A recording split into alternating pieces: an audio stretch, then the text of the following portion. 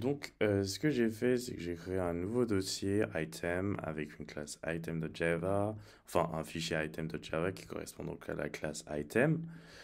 Et j'ai voulu un peu m'amuser avec les ArrayList. Donc j'en ai créé un, donc MyItemList qui en est un, une instance de la classe ArrayList.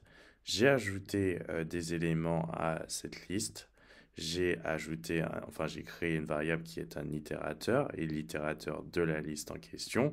J'ai créé une énumération avec deux possibilités, empty et something in it. J'ai ensuite créé une condition if et un bloc if et un bloc else. Si effectivement, et là j'utilise une méthode particulière de ArrayList isEmpty pour voir si justement la liste est vide ou pas. Et si tel est le cas, ça donne effectivement à currentListStatus la valeur listStatus.empty. Et ensuite, j'ai créé un switch. Si c'est empty, donc ça m'affiche quelque chose, et ainsi de suite. J'aurais évidemment pu tout de suite directement sans utiliser tout ça, mais je voulais vous montrer à nouveau comment on utilisait ça. Ensuite, j'utilise l'itérateur, j'utilise la méthode asNext pour être sûr effectivement qu'on va vers quelque chose et pour éviter de sortir de la liste et provoquer une erreur. Et ensuite, je print l'élément que contient la liste. Donc c'est parti. Hop. Donc Apple Bread, bah, ça correspond exactement à ce qu'il y a dans cette liste. Ensuite, si je fais un remove my items, ou sinon si je set plutôt my items list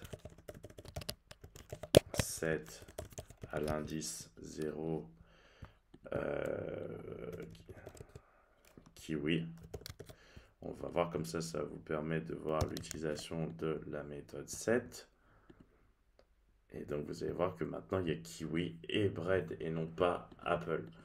Donc set, add, remove, size, c'est quand même des petits trucs à connaître. isEmpty, c'est un ajout. L'itérateur, c'est super cool. Quand même, on en a besoin d'itérer dans une liste.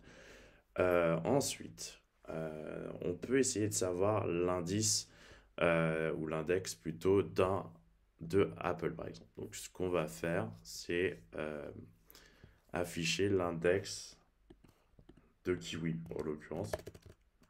On sait que c'est 0, mais on va quand même le faire. Alors, on va faire, pardon, système art print ln. Et là, on va évidemment mettre my item list index of. Et là, on met par exemple kiwi. Ou si vous voulez l'écrire autrement, on peut faire my item list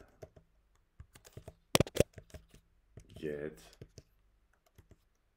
Et ce qui a l'indice 0, ce qui va finalement nous donner la même chose.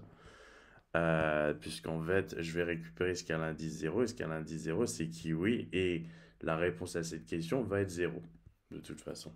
Donc, je vais juste mettre indice de kiwi. Deux points pour qu'on puisse voir ça clairement. C'est parti. Et là, ça va mettre effectivement 0. Donc voilà. C'était quelque chose que je voulais vous montrer. Donc, on peut utiliser effectivement get pour récupérer la valeur de l'élément qui a l'indice correspondant à ce qui a été mis entre les parenthèses de get. Et ainsi de suite, ainsi de suite. Il y a vraiment des petites choses comme ça que on peut ou on doit même savoir faire avec ce genre de array list. Donc voilà ce que je voulais vous montrer dans cette vidéo.